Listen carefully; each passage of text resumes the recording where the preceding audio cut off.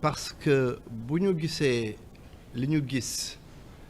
mën naa ni ñun suñ naataange réew Nouveau Front bu ñu koy résumer mën naa ni mooy mépris ak accoutumance à la violence ba nga xam ni lépp li fi xew dafay mel ni lu normal mépris daf fi yàgg mais tey jii li ñu wax rek tappaleeg caaxaan yàgg na ci réew mi yàqute yàgg na ci réew mi mais lépp lu fi nekk rek Pastef fas na ko yéenee ñoŋal yóbbu ko niveau boo xam ni mësta am ci Sénégal toog autant de mois fayoo ay bourses yaakaar naa ni kooku c'est la première violence et puis surtout logique bi nga xam ne ci la Pastef nekk depuis le début mooy ndërmeel réew mi intellectuellement donc Pastef mi ngi continuer ce processus là parce que bu ñu nee ndërmeel réew mi intellectuellement mooy indi fi cette violence endémique dans l'espace public ba nit ñi nga xam ne dañu am xam-xam bu mën a jëriñ askanu Sénégal nit ñooñu mënatuñoo yëkkati kàddu ci réew mi bu ñëwee xale yi nga xam ne ñoom ñooy jàng ëllëg war a téye réew mi xale yooyu créé woo conditions yi pour que ñu mën a jàng normalement jëriñ réew mi jëriñ seen bopp jëriñ seen ay njaboot eh bien yaa ngi ndërmeel aussi Sénégal ci boppam yaa ngi dugal njaboot yi ci ay xat-xat ndax xale yi buñ jotul seen bourse eh bien seen ay wayjur yoo xam ne ñu ci bari néew ju doole lañ ñoom ci seen bopp ba waral tax xale yi ci seen bopp am ay bourse kon yaa ngi dugal mën naa ni famille yooyu ci ay jafe-jafe yaa ngi dugal aussi également xale yi ci ay situation yoo xam ni ay tentation mën nañu koo am pour survivre tout simplement mu ñuy indi ci ay contradiction incohérence inconsistance su Pastef ndax Ousmane Sonko moo fi toogoon ni il était meurtri ndax xale yi fayuñu leen seen bourse 3 mois la woon su ma juumul tey mu nekk 13 mois kër boobu meurtri woon xanaa kon kër boobu tey dafay nekk en lambeaux ndaxte ba mu koy bind Diomaye Diakhar Faye il était solidaire ndax weddiwu ko kon jàpp nañ ne kon tey jii xolu Diomaye Diakhar Faye war na nekk en lambeaux sa xol nag ci situation bu nekkee en lambeaux normalement war nga mën a poser ay actes yoo xam ni dinañu wan ni dëgg-dëgg li fi xew nii naqari na la fa naqari yemtil koon mais bu ñu gisee président de la République mu noppi ci mbir mi moom mi nga xam ni moom mooy garant wu suñu sécurité ñun ñépp kon loolu dafa doy waar dafay mel ni abandon de ses prérogatives ndax moo yor suñu kaaraange moom Diomaye Diakhar Faye moo yor kaaraange xale yi bu ñu gisee li xew ci biir université bi policiers yi takk der yeeg xale yi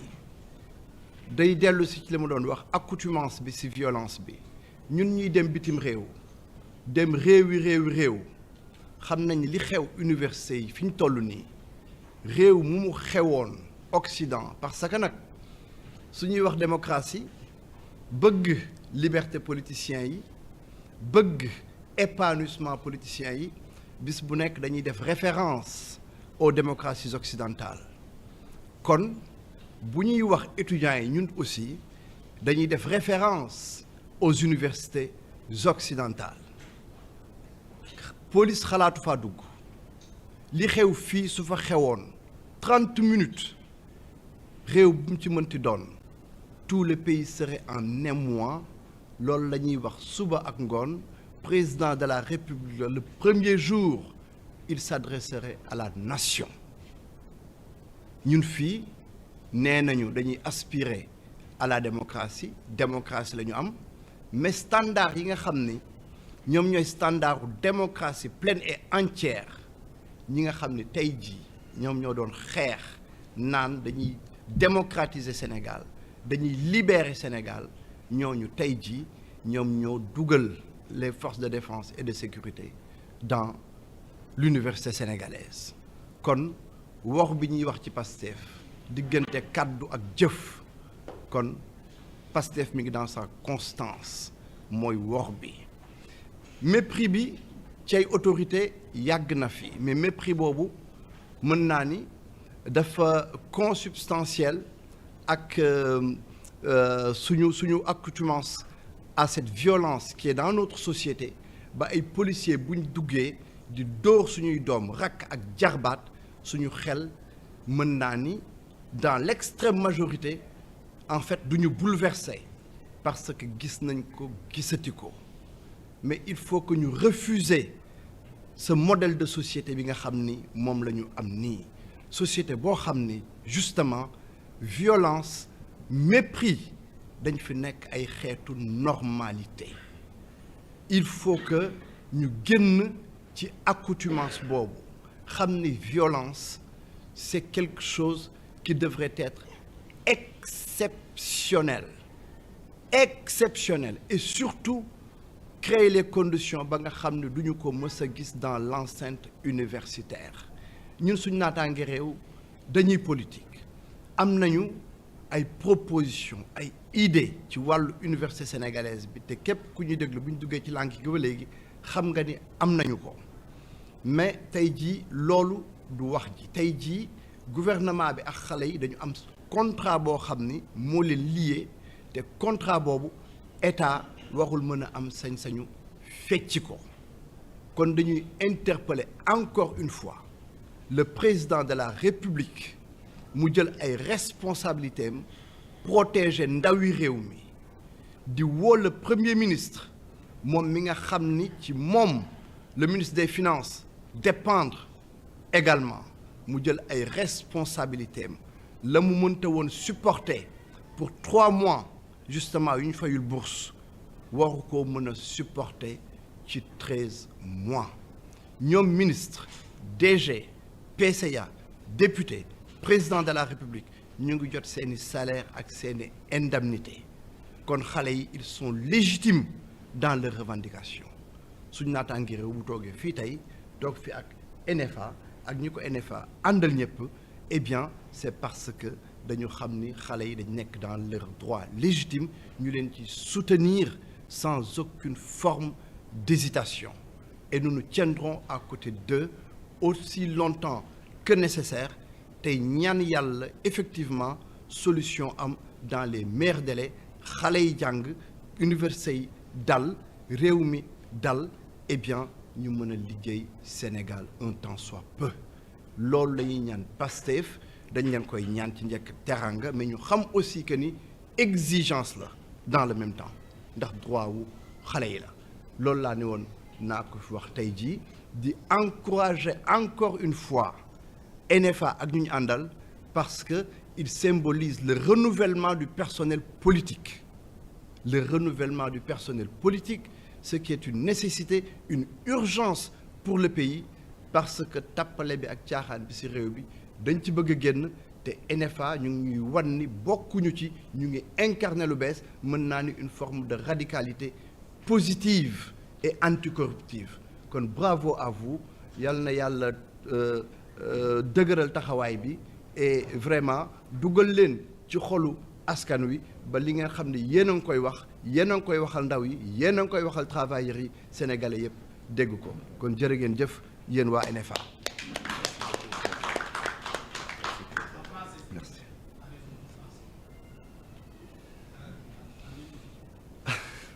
Monsieur Kandé disque dur bi dañ ko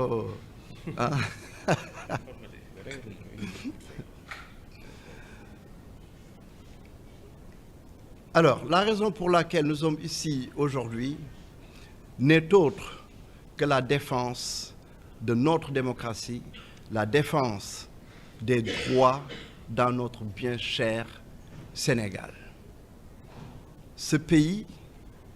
aujourd'hui démocratique, mais d'une démocratie qui n'est pas, ma foi, encore pleine et entière, nous voudrions faire une démocratie pleine et entière qui n'aurait rien à envier à une démocratie occidentale ou à une démocratie asiatique. Et ceci ne pourrait se faire naturellement sans une jeunesse instruite, une jeunesse protégée, une jeunesse mise dans les meilleures conditions d'études pour accéder au marché de l'emploi et servir le Sénégal. Et aujourd'hui, c'est cette jeunesse méprisée, violentée que nous voyons. Un mépris auquel nos autorités nous ont habitués, une violence à laquelle les populations sont si accoutumées au point justement de ne plus s'émouvoir. Et c'est cette accoutumance, cette habitude à la violence qui fait que notre société est dans l'état où elle se trouve. Il va falloir que chacun d'entre nous sache que la violence devrait être très, très exceptionnelle et que cette violence n'a rien à faire dans l'enceinte universitaire.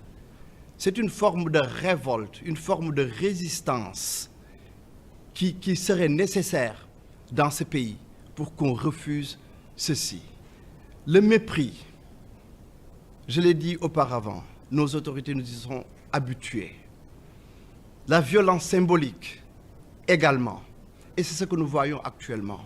Des jeunes qui restent 13 mois sans percevoir leur bourse, alors que pendant ce temps-là, nous avons des DG qui bombent le torse, qui déclarent leur salaire en public de manière, ma foi, si arrogante, et pour dire tout de suite derrière qu'ils ne sont pas prêts à aucune forme de réduction. Mais je vous rappelle, chères autorités de ce pays, que si vous, qui êtes des nantis, n'êtes pas capables du moindre sacrifice, n'allez pas croire que cette jeunesse sénégalaise, issue de familles souvent très modestes, va consentir de sacrifices à votre place.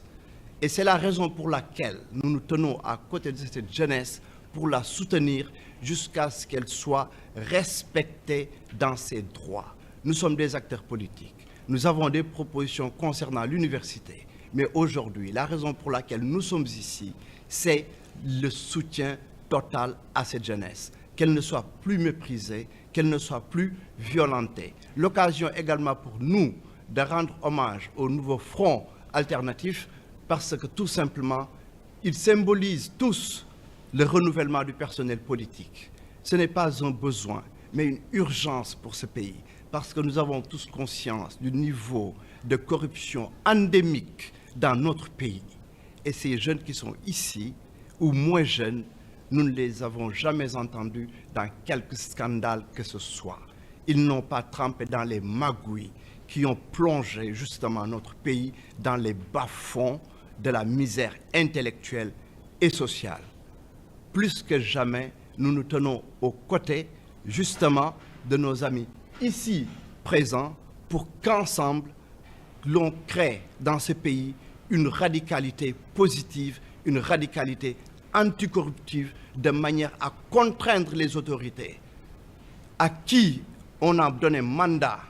pour nous servir jusqu'à ce qu'ils fassent le travail nécessaire, jusqu'à ce que ce pays-là sorte des limbes. Donc nous, nous encourageons encore une fois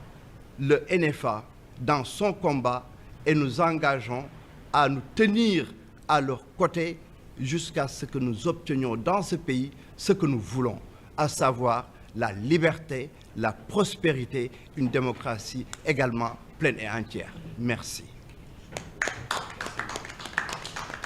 Merci beaucoup.